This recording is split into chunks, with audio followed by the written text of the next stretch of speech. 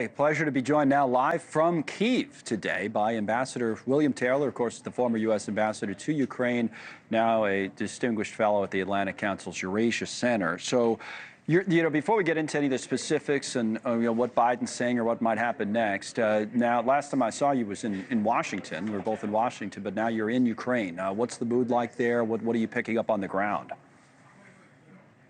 Well, Connell, right now the Ukrainians are anxious. They're tired. You and I have talked about this before. They've been fighting now for more than 3.5 years, and it's more than 3 years. And it's not just the soldiers. It's the people, it's the families, it's the society. This is tired. So they're looking for some movement. They do not want to give up territory. They do not want to give up land. They accept that the Russians occupy 18% of their country. They don't like it. They hate it. They've been pushing back on it. But they accept that they're going to have a hard time pushing the Russians out of that 18%. What does that mean? What's the end result of that feeling? The end result of that feeling is an outline of a ceasefire.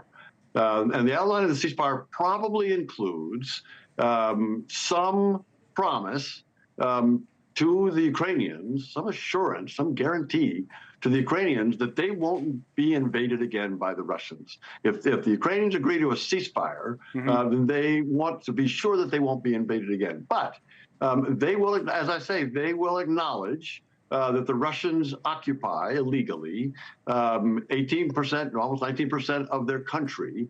They want to get it back, but they recognize they're not going to get it back militarily. Okay. So for the time being, on an interim basis, temporarily, they're grudgingly willing to say that the Russians are going to occupy that part, but they need that security guarantee. Now, that's different than redrawing maps permanently that say this country has changed into that country. It's just saying, hey, they're there. It's our country, but they're there. We know that. And now we have to make the most of that. Now, the comments you heard what President Biden had to say, the current Vice President, J.D. Vance, spoke today. And his comments are getting some attention in terms of what he said about Russia in particular. Here's Vance. Right now, the Russians are asking for a certain set of requirements, a certain set of concessions in order to end the conflict.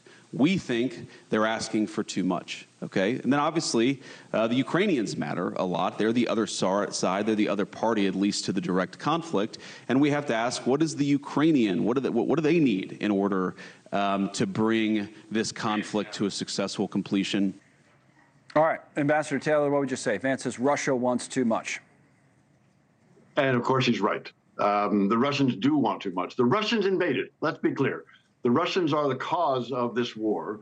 And for them to put demands on the international community, on the Ukrainians, make requests to the Americans to validate their land grab, as you've indicated, is outrageous. So the Vice President, of course, is right. They are asking for too much.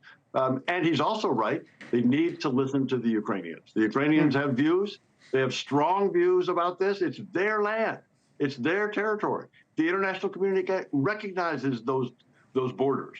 The Russians don't. So both of those things are important.